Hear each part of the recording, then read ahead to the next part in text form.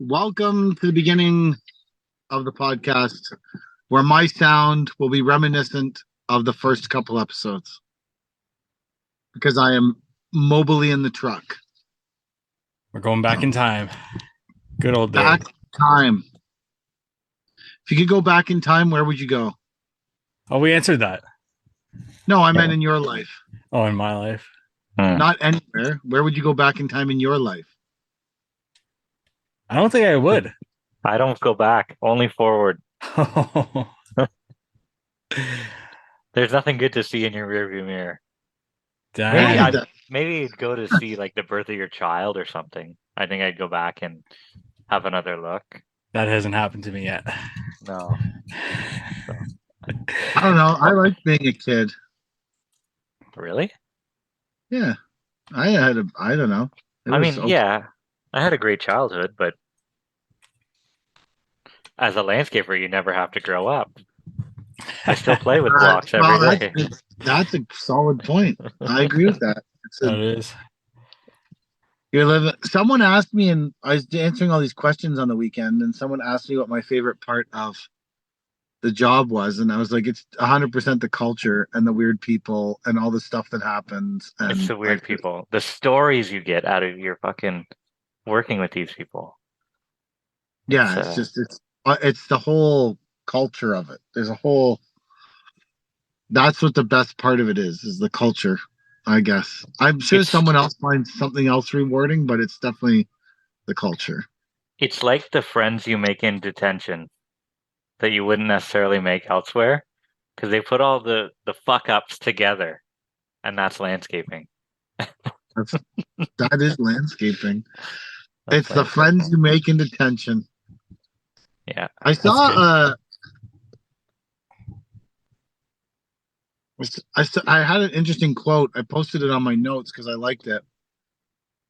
I was scrolling back through my phone, and I guess I had screenshotted it at some point.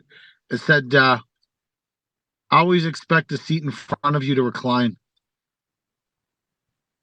Yeah. And if it doesn't, it's a bonus. Like, yeah, I like that. But I also feel like that's kind of looking at the world through like the glass is half empty, not half full. Yeah. If you're always expecting the seat in front of you to recline. But on the flip side of that, if you're always expecting the seat in front of you to recline, then you're prepared for stuff when it happens. I'd only travel first class. Oh, really? Then you don't have no. Oh, I thought you do. Jesus Christ. No. But Doesn't the seat still recline in first class? I don't know. I've never been. But you have enough spacing. Yeah, I'm sure they give you more spacing, right? Yeah. They're still encroaching them. That fucker's still encroaching on your space. I've flown business class but there was still like lots of space. I guess first class is a step above that. Yeah. Yeah. You can sit right on the pilot's lap. Paisley and I flew business class maybe back from Vancouver when she was playing soccer out there, and I can say I think the upgrade cost $150 each, and I will confidently say I've never spent a better $300. Wow. I just could confidently say that it was, compared to the flight there, which was horrible and long, the flight home was just like a luxury. There was real food, and they brought it to you, and it was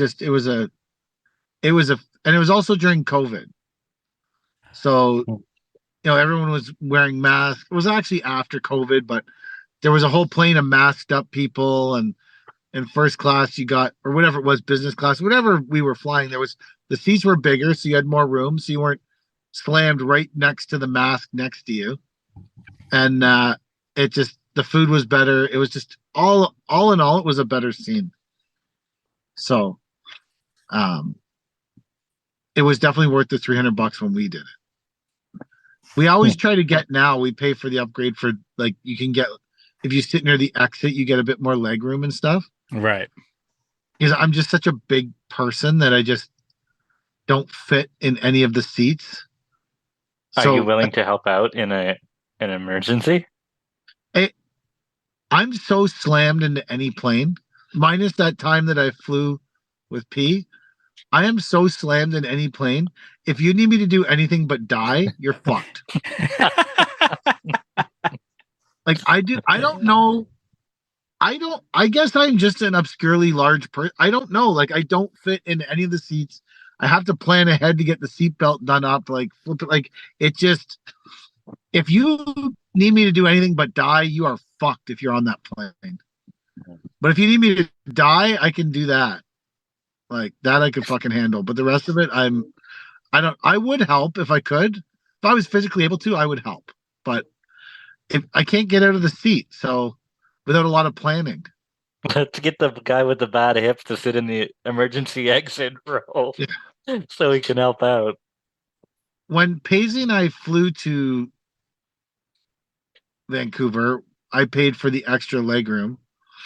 And I thought, oh, this will be good. Except that the other guy who paid for the extra, there's 3 seats there. There was 3 seats to each side. The other guy that was sitting by Paisley and I that paid for extra legroom was actually physically larger than me. Mm. So then there was 2 of us and Paisley. So it wasn't, and she wanted to sit by the window. So it was me and this huge guy sitting right beside each other. It's like, I am so fucking happy I paid extra for this. This is spectacular. I paid extra.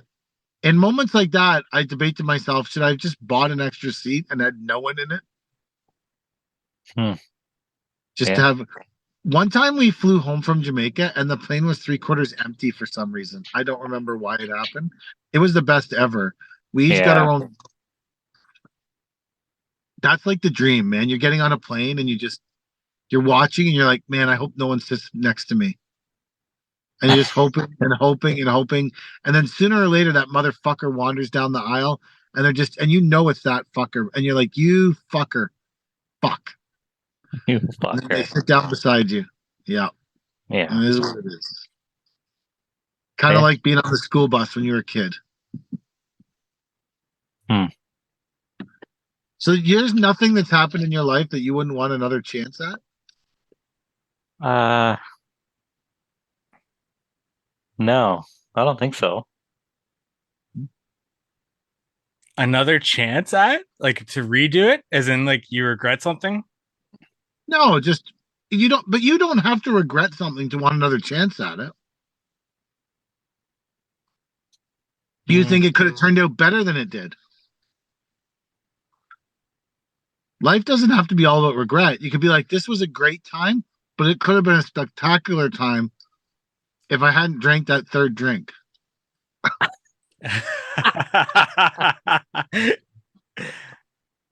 Yeah, Seeing the Blue Jays win the World Series would have been spectacular, but I was so drunk by the 7th inning, I was laying on the ground and I didn't see Joe Carter hit the home run. You still had a great time. You're not living in regret, but man, you would have loved to see him smack that home run and up and laying in your own puke. Is this a PK story? No, good. Okay. No, Okay. that is not a story. I literally just made that up. Okay. That's not a fucking story.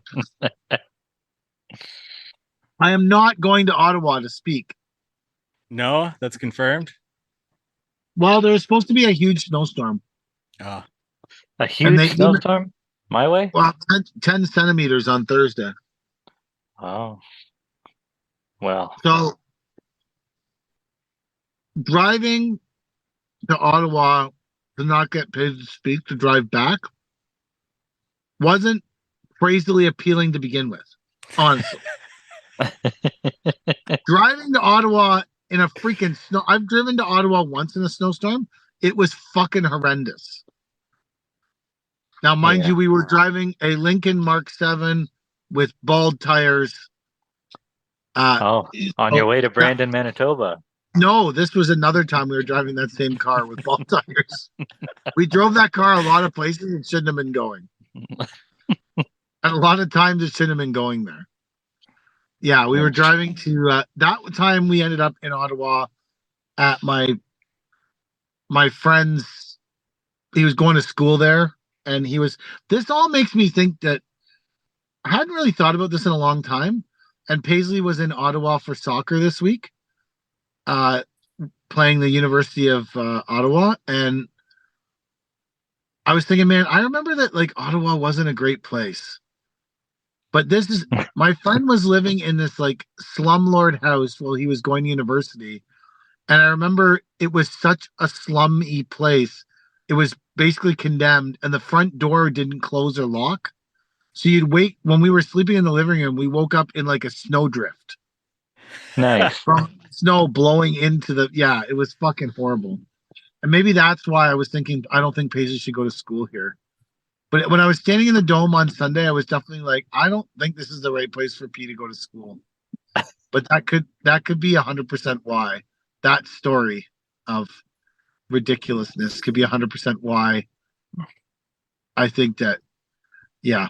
Anyways, that's what I did on the weekend. I went to Ottawa U to watch Paisley play soccer. What did you guys Nice. do? Oh, it's Tuesday already. I forget what I did this weekend. But I You look really like don't you had a know. lot of action there on the property, Chad. Oh, today?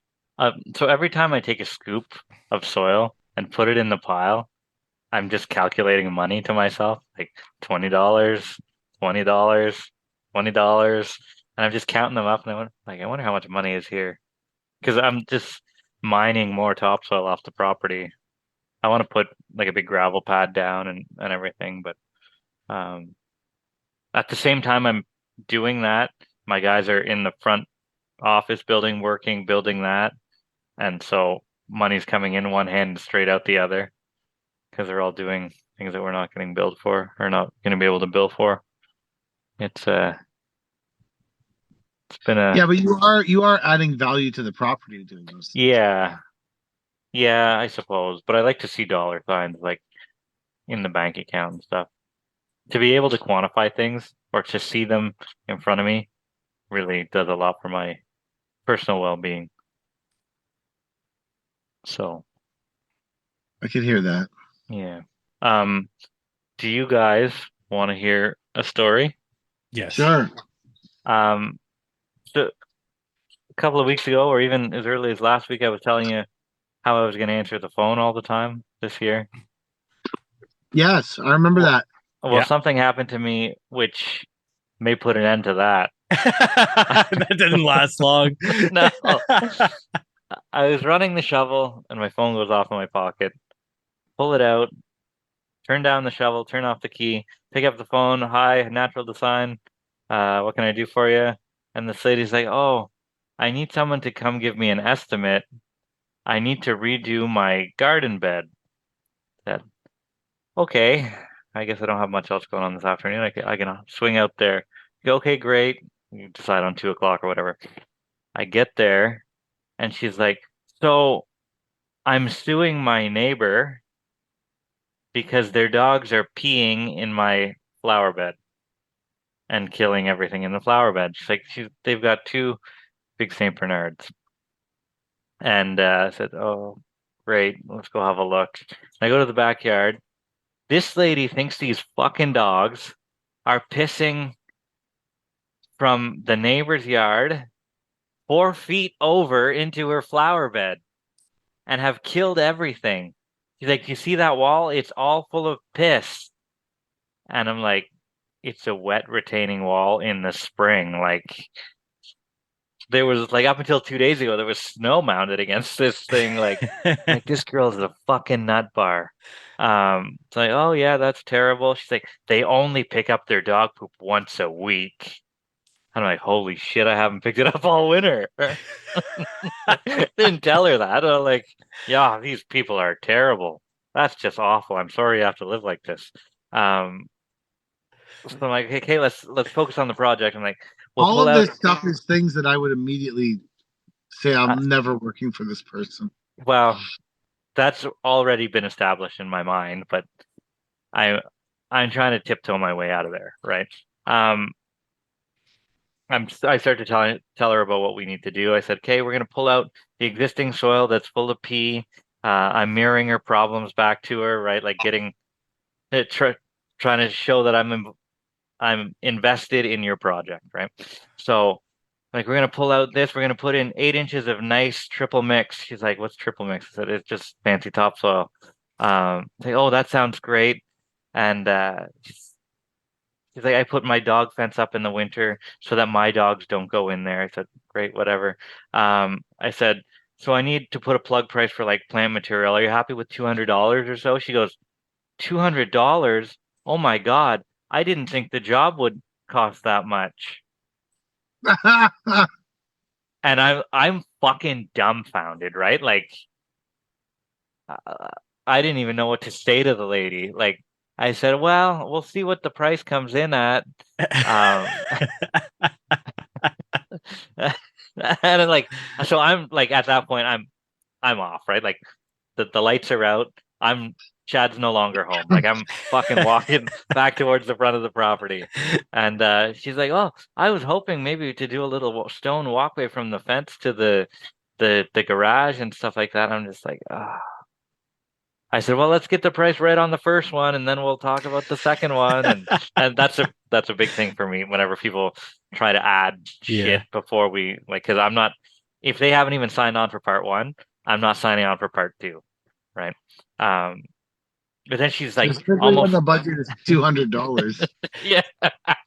She's tugging me back into the yard. She's like, if I can't afford this, if they don't want to pay for this, I don't know what I'm gonna do. She's like, I might have to put up a vinyl fence to keep the dog pee out.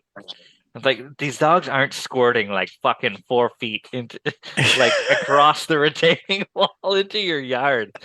Were the plants dead? Well, it's winter, everything's dead. Yeah. Like you couldn't tell what's alive and what's dead. I made it to the gate. She goes, they're just awful. I don't know what to do with these people. She said, I installed cameras in the backyard, and anytime their dogs are pooping, I send her a video of it. I'm like, are you fucking mental? I said, wow, well, yeah. She's like, they don't even respond anymore. I said, because I had been to the neighbor's house for an estimate 8 or 10 years ago. The guy who owned it was like a sports fisherman. He was like professional fisherman. I said, "Is it still the fisherman who lives next door?" She goes, "No, he's a cop." Like, holy shit! Like, you're gonna try and sue a cop that lives next So door because their dogs are peeing 4 feet into your yard? I'm like, yeah, I'll have something for you are by the end of the night. these dogs, are they defecating on her property or their No, property? no, I wish I would have taken a picture. There's a fence up, like, so it's a fence, a 3 foot high retaining wall, and then a drop onto her property. And then this garden is past that? Yeah, So I'd she say. thinks the dogs are pissing through is the fence wood, like a wood No, fence? the fence is a green chain link fence. So the dogs are pissing through Through the the fence, fence yeah, on a 4 foot stream. on a 4 foot stream, and somehow the pea is doing a U-turn and hitting the face of the wall as well. And this is happening like endlessly? Endlessly. Like she's called counsel about this. She's fucking invested. She needs prices to get this repaired. She's got cameras. Got cameras up. First of all, if someone said to me, I need you to dig out this piss soaked area, I'd be like, see ya. There there may have been a time in my life when I wanted to dig in dog piss, Yeah. but it's not now. I've got a recession mentality. I'm gonna dig in dog piss this year if I need to, but not for $200. How much do you think reasonably the job was worth? I'd put a price at $1,650 all in. 2 guys, 3/4 of a day max to really button it up nicely. If It's she thinks, what kind of security cameras does she have if she thinks that the job is worth less than $200? I don't know. Maybe the neighbors never respond because you can't see anything. Maybe it's blurry on the footage. Maybe you can't even tell there's a dog out there. Who knows? Maybe the neighbors don't even have a dog. Out of out of interest sake, she says they're not responding anymore. Yeah. If your neighbor was sending you videos of your dog crapping in your backyard, how many times would you respond? More than 10? Less than 10? 0? Like what? How many times do you think you'd respond in a reasonable fashion to that video? Yeah, I don't know. I'm sure they're at the end of their rope too. I would block the number. Yeah. Yeah. Oh yeah. Yeah. But I'd be like, you're blocked. Threatening legal action here. What? That's another thing. That should have maybe what been. What kind of legal action could you take? Well, she wants her flower bed replaced, and the dogs to stop peeing through the fence. Did you see these dogs? No, they weren't inside. Or they were inside, they weren't outside. But she also has her own dog. She's got 2 little dogs. Maybe they're responsible. She says they're not allowed in the flower bed. And in the summer, she puts up those dollar store fences. They're like little wire things that you put up, like cheesy as all hell. This is what happens when you have a recession mentality. Yeah. Yeah. That's everything that happened to you today is recession. It's my own doing. It's my own fault. I understand that. I didn't pre-qualify. I didn't do any of the steps that everybody has talked about on Instagram for the last 6 years. Right. That qualifying your leads has been kind of out of style for the last 3 years. Let's be honest. No one talks about that shit anymore. Right now, it's knowing your numbers. Knowing your numbers.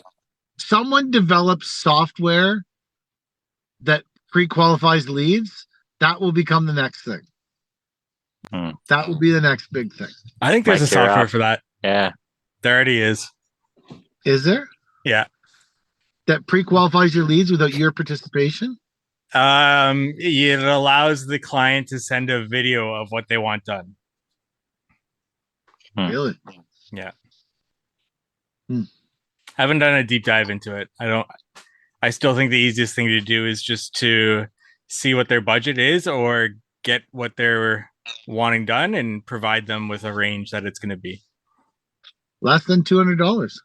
Less than $200. Yes. Like the estimate should have cost $200. My God. Just the consultation, just to listen to the problem. Just to listen to this. Yeah. My God. What would you do for $200? Like, as a contractor, what would you do? That's about it. I'd say it would be a $200 consult. If we were able to charge for consults, that would be as far as I would take it. That was a consult in a therapy session. Yeah, that was. Yeah. Yeah. Do you charge extra for the therapy session? Well, I'm not licensed for that, so. You're not licensed. Not licensed for the therapy. No. Yeah. So I don't. Now I have to write this lady an estimate without knocking her fucking socks off. Why? Who cares? You won't just email her and say that you don't think you're a good fit? And then recommend somebody else? I had a similar. I went to look at in the recession mentality from last year. I went to look at a walkway, and as soon as I walked up, I just knew that these people's expectation on price would not match what things actually cost, just from experience. And I went through the whole thing, and then I was doing up the quote, and I was thinking what you just said. How do I make this without them being like insulted or upset? But then I realized the danger in that was if they were getting 3 other quotes and mine was cheaper than it should be, all of a sudden they're going to be like, oh, this guy has the right price. Yeah. And so I was like, fuck it. And I just sent it with what was the right price for me and for our company. And she immediately emailed me back and said, "That's crazy. I could never hire you to do that." And I said, "No problem." And I moved on. But if Yeah. I had dumbed it down, potentially you end up digging the pee out for less than it's worth. No, you're absolutely right. So now I'm straddling this line between what it's worth and I don't know. I just I feel don't like know. if you go there, you're going to get sued. Yeah, that's another thing, right? Like what it's worth and what you have to charge to do it, because that's $16.50 for us to do it.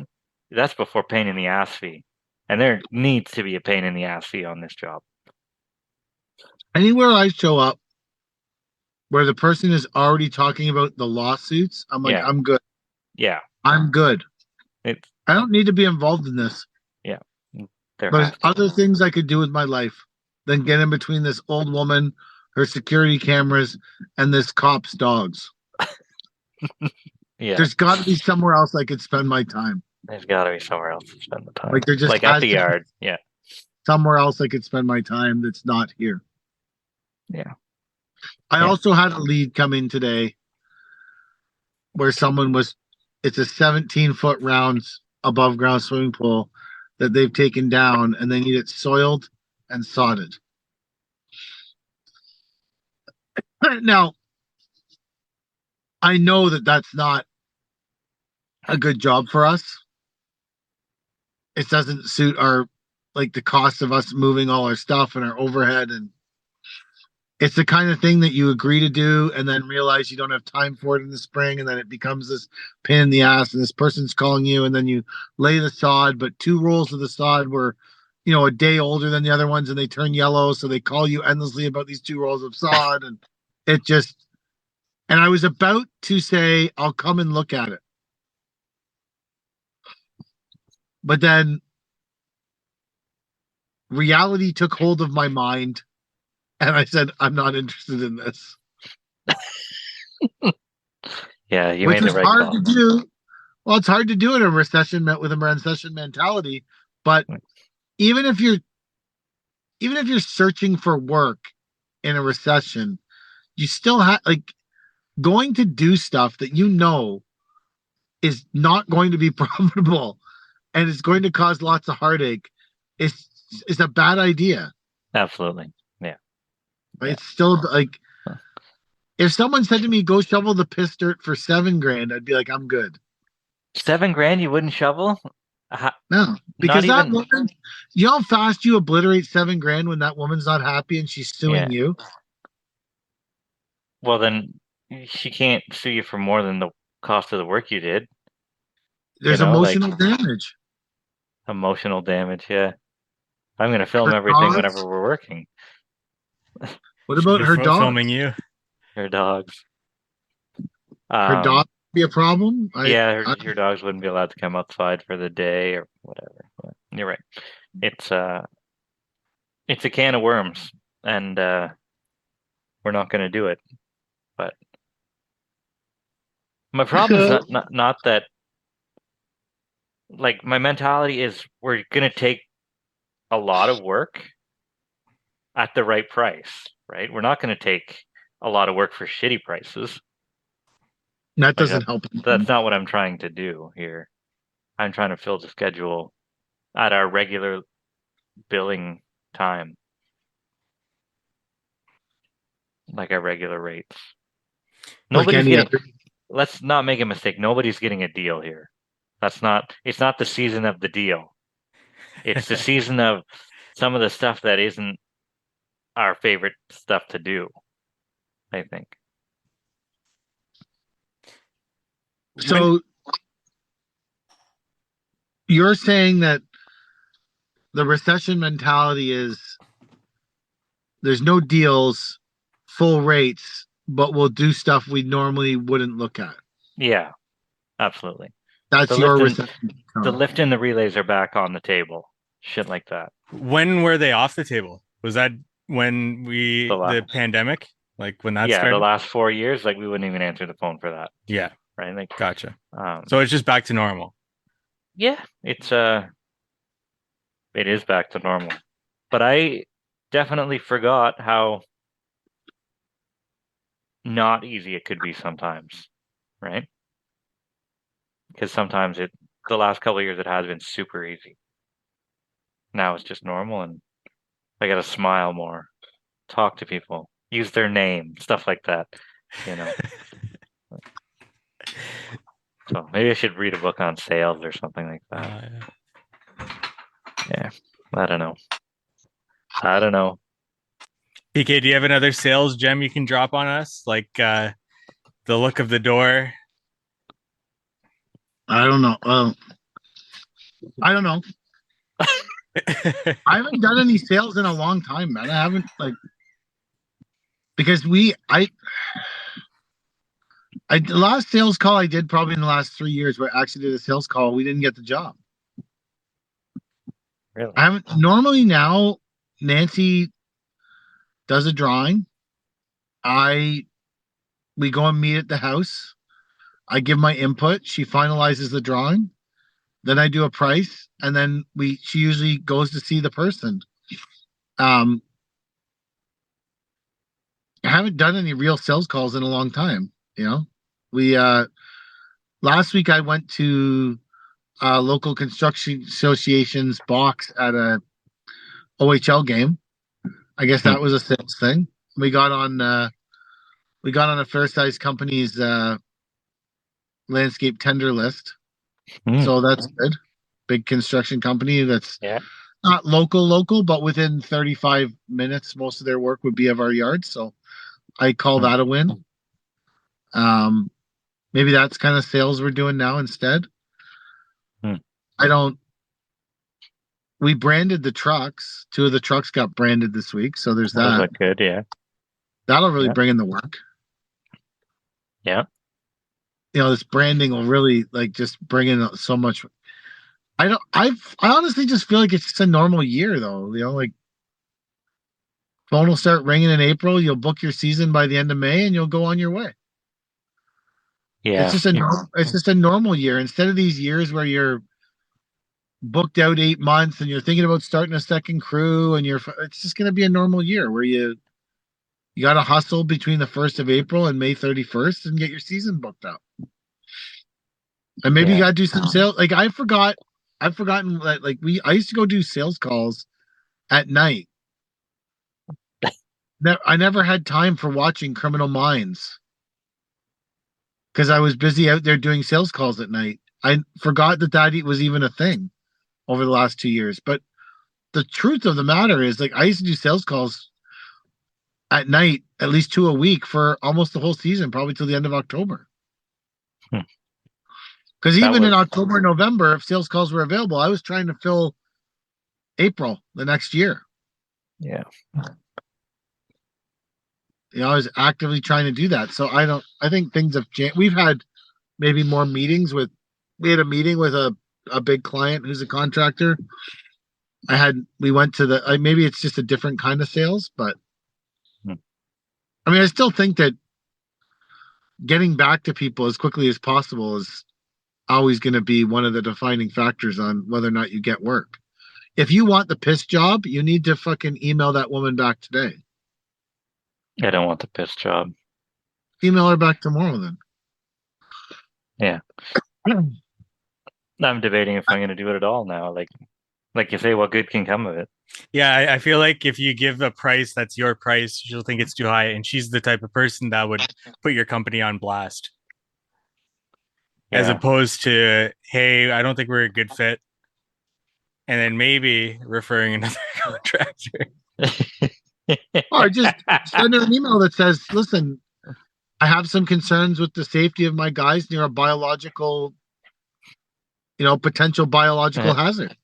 Yeah. Well, then she's going to take that to the fucking court and try and claim that her whole property is a biohazard now, and the fucking cops are going to be after me because they're going to be pulling up my trucks over everywhere because they think my God, I can't. I don't know. This is what happens when you answer your phone. Yeah. This is what it comes down to. So- Chad's never going to answer his phone ever again. I answered the phone twice this year. One of them, the first one, I closed. We got it. He called me yesterday or the day before, and she says, "Yes, put me on the list. Can you be there before the paver gets there?" I said, "It's a 1-day job. No problem. We'll fit you in somewhere." It's like, "Do I need to come to your office to sign a contract?" I said, "Just pay me when it's done." It's still 1 day lift and relay. Like, I don't think you're gonna screw me. But maybe that's the time when you do get screwed. So we'll see, Diane. Listen up, Diane. I don't need a contract for your $3,000 lift and relay. $3,000. You're forgetting it's a recession mentality. I thought that wasn't affecting pricing. No, yeah, but a 1 day, 2 men by the hour for 1 day is, yeah, they're getting away with a little bit better of a deal than that. But What? we'll see. But what's the threshold for contract signing for you? Um, Guns? I don't think I've ever signed a contract in my life, or had someone sign one of my contracts in my life. We've done like $250,000 jobs with no contract. But should we? Absolutely, we should. That's the But way they do it in Cornwall. that's the way they do it in Cornwall. Small enough. I'm Everybody knows who you I'm are. thinking- I don't, until Kelly was in charge of getting the contract signed, I don't think I ever got contracts signed. I used to ask people to send me an email. Yeah, let's So get at something least in I writing had, with like, that shit. Yeah. Yeah, if I had something in writing saying go ahead with the project, we agree to the terms or whatever, Yeah. send me an email. That was something I used to do. Yeah. For sure. That's right up our alley. I've had people sign the estimate and send it to me, Yeah. but that's it. There's no terms or anything like that on it. It says residential clients pay upon completion, commercial clients pay within 30 days. That's as much guidance as they have. Have you had a contract since day one, Mike? No, I think by the end of my first year, I had a very poor contract in place. Why would you say poor? Because it was just based on my experience and things that I thought should be in there. So I just kind of slowly started to accumulate those things. Has it been to a lawyer, your contract? Yeah, once. Yeah. Did they shred it up or did they add to it? No, they added. Pretty much, it's a brand new contract. Well, I wouldn't even know where to begin, right? Like, so yeah. if I brought something to a lawyer, they would fucking laugh. This is ridiculous. Here's something out of the law book or whatever, you know? Yeah. So, yeah. I got to get a contract. Figure something out. So does every single job you do now, Mike, get a contract? Yes. Yeah. What It's if just it's like- it's through the software, right? So like all my contracts are attached to the proposal when they go out. So when it gets sent out, it's just like it's there. I love that. I need to do my onboarding. You need to. And then the client can digitally sign it. And when they do that, it automatically goes from a project that's estimated to an approved project. And then you need to schedule it. Can they see where it gets scheduled somewhere? No, they cannot. Thank God. In your cloud, they're in your cloud or something. Fucking. Yeah, I see in your schedule. You said you'd be here this date, and it even says in the cloud. Would be awful. Do you even understand the cloud? I just know it's there. The cloud is there. That's you so don't much as I know about. But you don't fully understand the cloud. No. I just But know you that's do where. acknowledge the cloud's existence. Yeah. Yeah. I don't understand it either. It's just instead of running a a program straight from your computer. It runs on the cloud, right? I could see that. Yeah. What else Well, do we I have don't this week? Anything? Or no? I don't know if this is a good talking point or not, but I've been trying to figure out ways to. Perfect. I've been trying to think of new interviews to have on my podcast. So I found a list of the top grossing landscaping companies in North America, and I've been going through that list and picking companies that I want to reach out to and have them on the podcast. And by doing so, like I'm seeing their Google reviews and I'm seeing their websites and how they're structured. And it's amazing how many of these companies, at least on the lower end of this 150 list, don't have really great websites, and their Google reviews are really, really bad. And I don't know Like if the that's a actual case. written reviews, like people Yeah, write fucking yeah, shitty things about them. yeah. Oh yeah. Really? And I don't know if it's a matter of like maybe if you're lower on the list, you just like scaled too fast, because some of these reviews are like one of them was a bunch of 1-star reviews, and I know you stole from me. And I saw your company truck at my neighbor's driveway, and it was obvious that you broke into their place. Like that. What? Yeah. Other ones were like just poor service, and you can't even talk to the workers because they don't speak English. Things like that. Like that was a very consistent one throughout many companies. So yeah, just an observation that I'm kind of going through and seeing, and I thought that really stood out. Gotta Were these step on a lot companies of the toes highest? to get to Like, the top. were these the highest gross revenue companies? Yes. So they start at, I think, like 15 million a year or 20 million, something like that. It's not that hard, but if you're doing $20 million a year in residential landscaping, you're putting yourself out there to a lot of people. Yeah. You have to. Yeah. Like I know there's someone somewhere that's like, I only do $3 million jobs, and I keep a limit of 10 jobs a year. I know that person exists somewhere, but in general, if you're doing $20 million, you're touching so many people. Yes. You'd have to have an expectation that at least 25% of the people to walk away horribly unhappy.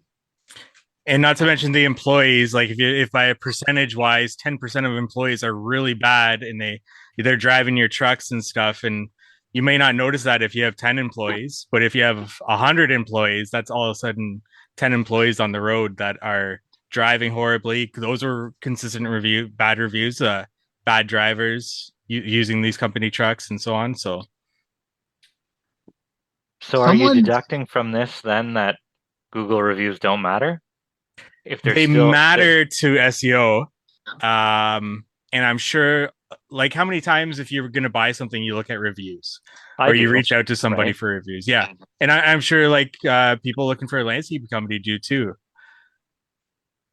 So I'm very interested in getting one of these companies on the podcast and asking them about that and how they're able to. They obviously have like either been in business in that location for a long time, that people just know their name and they get referral work or that, but like how they or what their plan is to improve their Google rating or what's happened to cause that. That's just what I'm interested in. Yeah, but if you're pumping out tons of sponsored ads and you have a really, really cheap fucking price, then that might be the magic to get to 20 million. Yeah. You know, like if you're pumping out shit tons of sponsored ads and you're responding with incredibly cheap pricing in a really, you'd have to ask them more about what's your sales cycle. Like, what does it cost you to acquire the lead? Yeah. How fast you process the lead? And what is your pricing compared to, because I mean, you can get a lot of work by being the lowest price. Yeah, that's true. The easiest denominator to get a lot of work is be the lowest price. If you're consistently the lowest price, you'll consistently close more jobs. Very true. Because a lot of people will read you could have a Google review that's a 1, but if you're 50% cheaper, someone will be like, it's going to work out for me. Now, how cheap can you be if you have a president and CEO, a CFO, a COO, a director of marketing, a director of operations, a director of like all these different senior executive roles? How cheap can you really be, though? But that's based on volume. Yeah. How many of those senior executives roles do you think there was? A lot of these companies have quite a bit. So, but 8, 10? Oh yeah, like some of them only have like a few. Some of them have like 8 to 10, like you said there. Okay, so say there's 10, right? Mm-hmm. And say you're paying each of those roles $150,000 a year. Yep. That's only 1.5 million out of your 20 million gross. 20 million gross, though, right? I'm just saying though, it's only 1.5 million out of 20. True. Like it's all an economy of scale. Yeah. If you can't pay a CFFO and a CEO and a director of operations and all this stuff if you're grossing $2 million a year. True. But if you're grossing $20 million a year or $30 million or $40 million, and by the time the company gets that big, whether or not it's making money almost becomes irrelevant. It's feeding the machine. Having been around some big companies in my life, it's not even about, it's about getting the next job and getting the equipment to the next place. In my experience, I'm not saying I've been around every to a point, right? Like there comes a point where you can't cover operating costs, and then the whole thing fucking falls apart. And that's what normally happens to really big $20 million a year grossing landscaping companies. Yeah, they don't cover operating costs, and then the company falls apart, and then you pretend you sold it to everyone and go on a North American tour. You pretend you sold it to your employees, and you go on a North American tour to talk about it. Nice. I'm just saying though that happened. Like, there's been so much just in my lifetime. There's been so many of these massive companies that end up in the shitter, but they have like all these fucking huge like, CFFOs and CEOs and all this shit. It just because when the machine gets that big, it's huge construction general contracting companies fail all the time too. Yeah. Same reason, because when the machine gets that big, it's hard to keep the wheels in motion and keep them profitable. Yeah.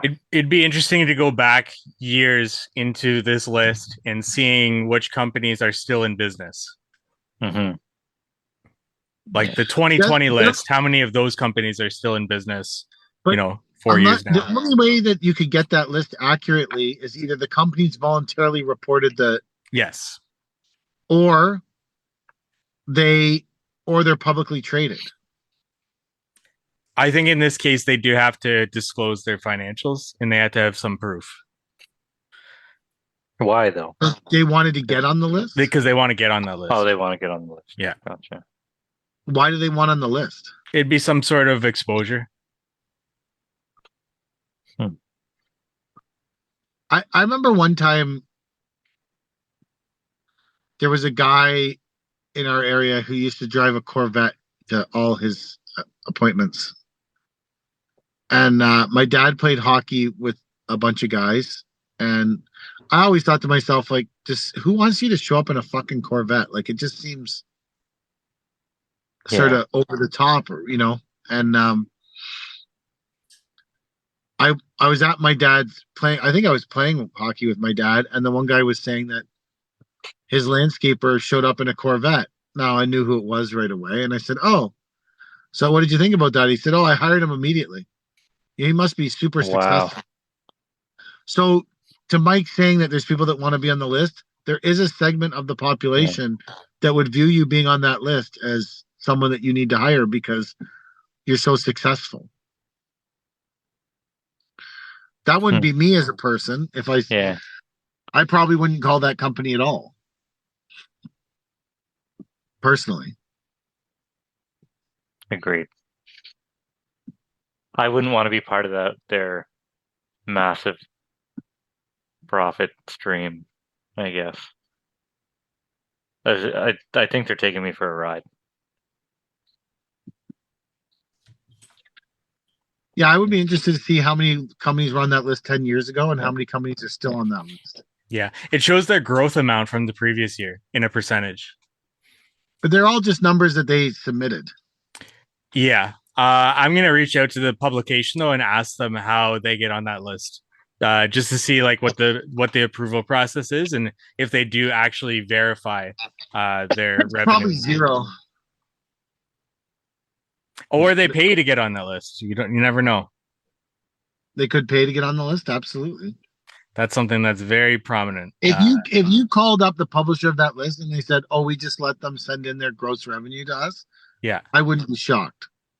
Right. It wouldn't shock me at all. I want I to would know how hope that this publication wouldn't do that, but you never know.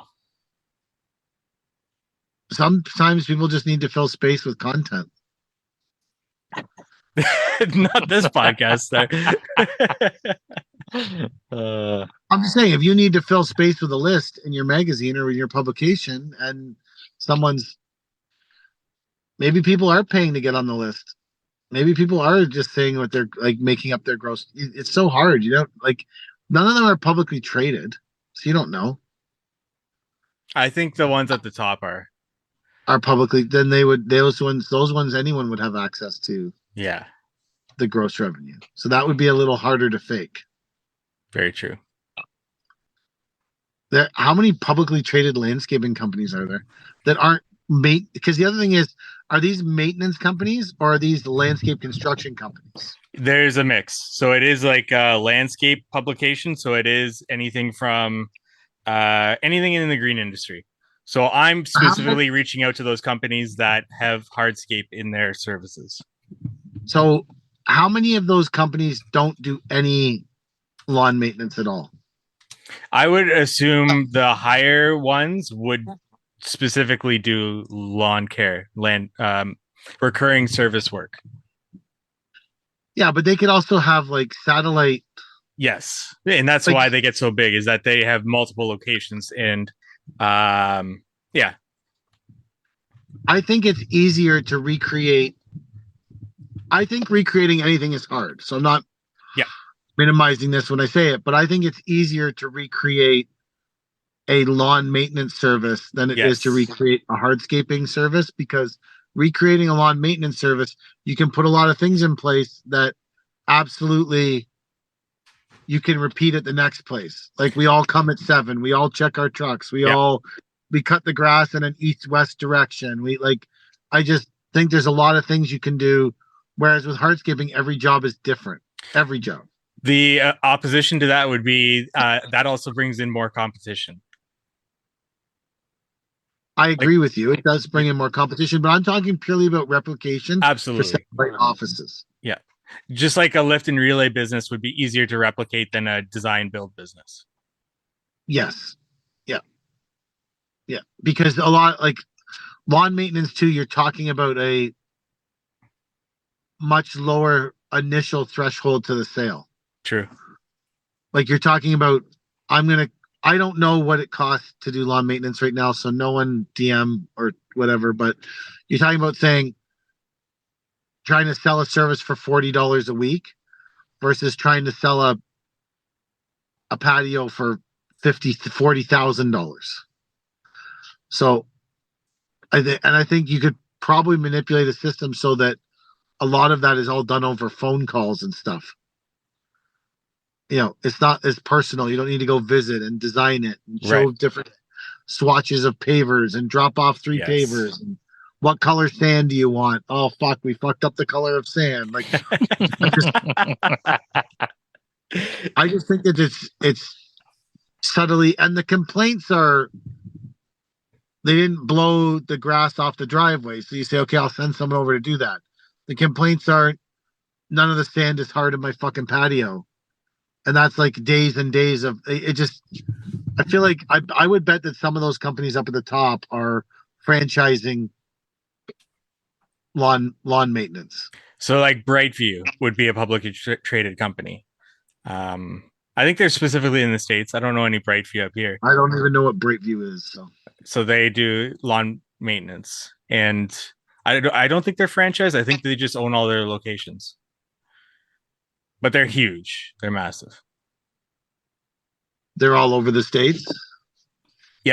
Yeah. So are they in that publication?